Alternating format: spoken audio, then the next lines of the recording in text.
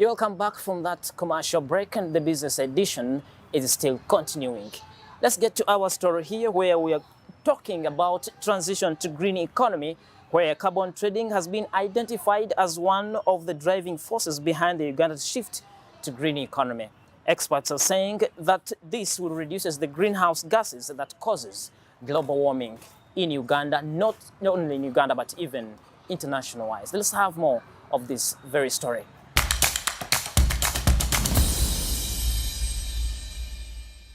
Although the carbon trade is one of the mechanisms that could assist pay for reforestation work, barriers like the inability to acquire marketable size are inhibiting smallholder farmer participation in Africa.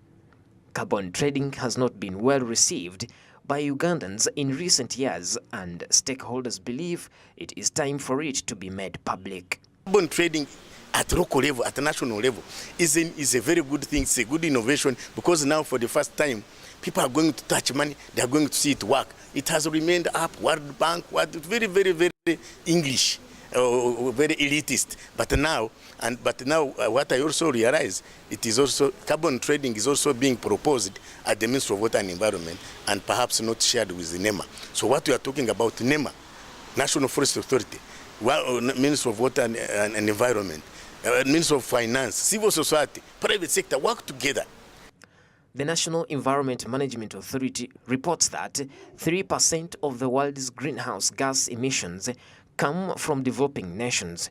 Through negotiations, therefore, parties came to an agreement to give developing nations carbon credits for absorbing greenhouse gases. Environmentalists, however, contend that public awareness on the need to increase tree planting needs to be raised. Disseminating actually a study that we've done, looking at what government has done, especially after the effect of COVID that ravaged the economy. Government has come up with recovery options or interventions, and some of those, of course, include money to support the ailing economy to kickstart again, to reignite the economy. But some of those, of course, include government is attracting foreign direct investment industries to come. But you see, the challenge we have is that this is happening during the time around the world when climate change has become real, and the weather conditions are changing, and economies are being ravaged also by climate change. Even in the current era of globalization, maintaining a clean environment is essential for maintaining population's health, since it has an impact on all facets of nature, including humans. Therefore, improving air quality is a key objective of environmental legislation. Stakeholders are now requesting that government lower the charges it levies on gas cylinders so that Ugandans can switch to using gas and lessen the need to clear trees for fuel. It has the capacity to stop. It has the capacity to stop the cutting down of trees by removing taxes on the gas tanks. If the taxes on the gas tanks are reduced, the appetite for the charcoal in the cities diminishes. Government should now address them, so that together now we are talking about government, civil society, private sector, working together to kickstart the economy, conserve the environment, to transition this economy to a green economy that is fair, that is inclusive, that respects, that understands that nature has a limit, so that we can have sustainable development. The effects of climate change have a considerable impact on commodity pricing and agricultural output.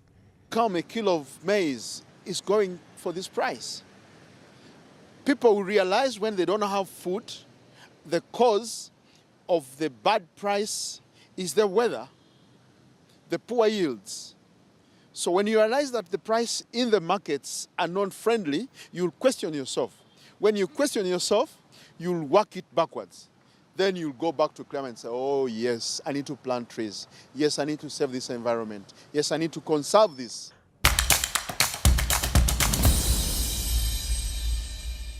Yeah, that's all about the green economy and the transition to green economy. And I think if all stakeholders take on to this, we'll end up winning this war of environmental conservation.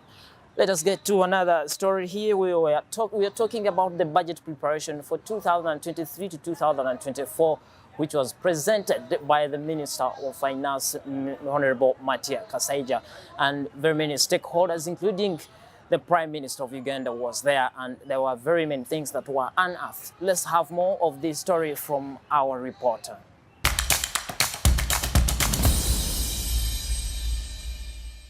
The budget strategy for financial year 2023-2024 has been presented by Honorable Matia Kasaija, the Minister of Finance, Planning and Economic Development. The government has stated that it will continue to refocus the budget and reduce public spending in the financial year 2023-2024. The budget will restore economic resilience, which is presently under a lot of stress as a result of COVID-19 problems and an increase in commodity prices. As part of the national consulting process on the planning and the budgeting process for financial year 23-24. As embedded in both the Constitution of the Republic of Uganda and the Public Finance Management Act 2015 as amended. This will be followed by the local government regional consultative meetings scheduled to take place from 19 September to 7th October this year. The focus for the national budget for financial year 2023-2024 is full monetization of the economy through commercial agriculture, industrialization, increasing and widening services, digital transformation and market access. Right Honorable Robin Anabanja, the Prime Minister of the Republic of Uganda, has emphasized that the government should only take out loans for high-value projects that will help the nation achieve middle-income status in accordance with Vision 2040. Should focus on prioritizing the following. 1. Addressing security and good governance. 2.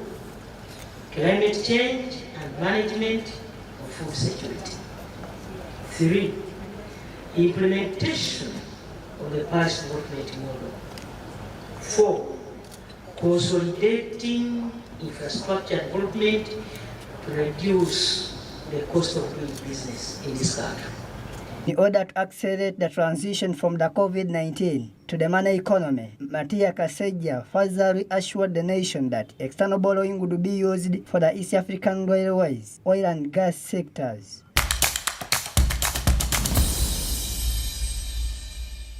This is all about the budget preparations, but let's all think that it will speak to the needs of this economy.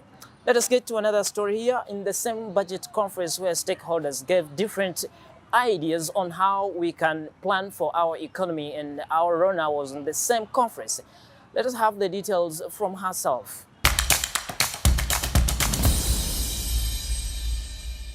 The overall goal of the financial year 2023-2024 budget strategy is to maintain Uganda's socio-economic reform programs while getting the economy back on the medium-term growth path 6 to 7% per year. As partners in the national budget, the Uganda Local Governments Association, Advocates for Development and Environment, Private Sector Foundation Uganda, and the Civil Society Budget Advocacy Group provided some recommendations. National Budget Conference of Financial Year 2023-2024 advocated for a consultative process that required several stakeholders to be on board. We're looking at stakeholders like CSBAG, PSFU, ACORD, and the Uganda Local Governments Association. Now, CSBAG advocated for transparency on tax exemptions.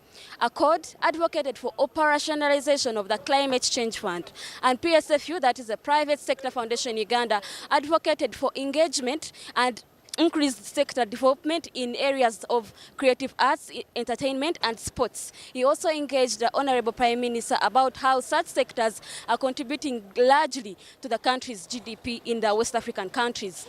The Uganda Local Governments Association advocated for input and help in improving service delivery, that is improvement of the Uganda Road Fund, as well as the transport sector, to create and help that service delivery in the country. We have more. tax operation. In the just concluded high process economic forum, we got examples of how taxes can actually be leveraged. One way was where you receive an invoice from the exporting country by then the invoice arrives at our border, the invoice is half the price and we lose money. We feel that there should be strengthened in that, especially in automation, that the Prime Minister will be investing in URA to network with other revenue administrative units of other countries who will help in ensuring that this kind of leakage does not take place. Tax to do with climate change financing. Uganda is a nature-based economy. We have a comparative advantage in the agriculture sector, where we can produce without a lot of investment. But because of climate change, the way we have degraded the environment, poor farming systems, less investment in this sector. Now climate change has come, and last year we experienced the drought. That's climate change. We've seen crises in Bududa, and this is the wake-up call. I think we should wait for the situation of Pakistan, where the country will be brought to its knees. So what are we recommending? We think that the government should prioritize investment in climate change. There is a climate change law, and it gives a path. So we recommend that the government operationalizes the climate fund and operationalizes it. Among other problems, the ED Private Sector Foundation Uganda said the government has propensity for enacting business laws slowly. Says they feel undercut since monies are brought in but are not used because executives are unable to carry out Enactment of business laws. And this has slowed down a lot of the operating environment that is helping to sustain and grow the business compared to our neighbors in the region. We would like to commend Parliament at this point in time for passing the local content bill, and would like to request that the Cabinet, through you, Right Honourable Prime Minister, accedes to the outcome of that document that will help. The head of local government associations in Uganda claims they feel undercut since monies are brought in but are instead taken back since executives feel they are incapable of carrying out certain tasks. As local government, and yet we receive a miserable percentage of the national budget allocation to our local governments. Our demand, therefore, is that these monies that are kept in the ministries, departments, and agencies should be sent to the local governments that are charged with the mandate of giving the much desired services to our people. The reason for which we exist as local government in this country is none other than service delivery. And therefore, when we are unable to deliver on the much needed services to our people, Right Honourable, we become irrelevant.